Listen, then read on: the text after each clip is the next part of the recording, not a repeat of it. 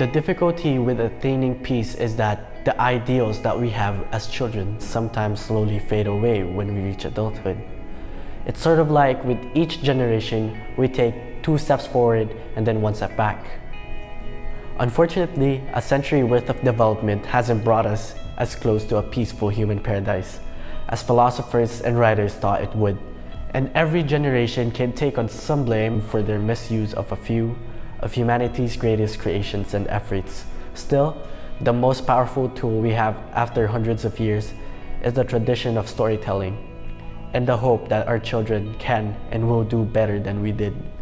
The Making Peace exhibit is an outdoor event displaying a collection of photographs from around the world and over time that depict both the pursuit and struggle of peace on Earth.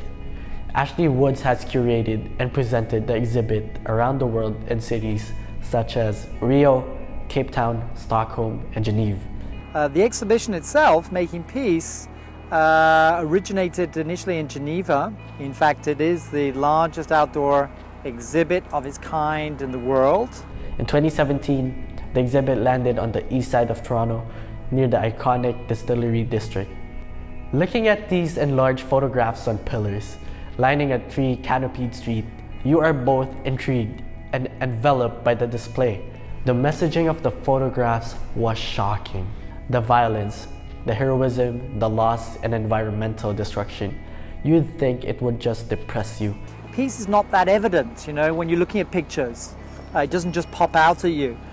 But between analyzing the seemingly endless photos and hearing Ashley speak with such passion and engagement, it was more motivating and made you want to go out and do something. There is no consensus from the Nobel laureates as to what peace is all about.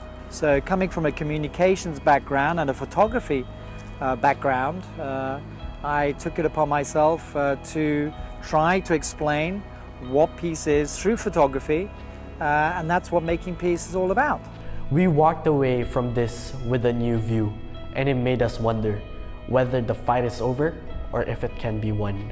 And if so, how long it will take to win. Obviously, it's a complicated question. I mean, who are we to think that we have all the answers for attaining peace?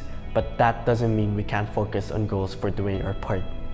It's really up to you and to me to make that difference, to be part of the solution. I guess at the end of the day, the best we can hope for is that the group of us learn something from this.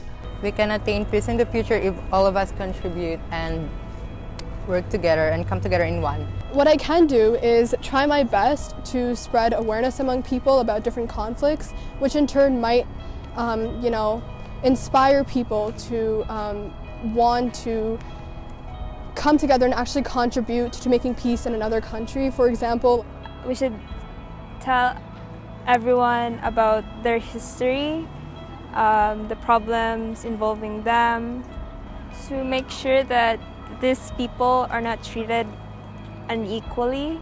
If everyone comes to understand each other's faults and see the positive side of each other, there's a possibility we can attain peace.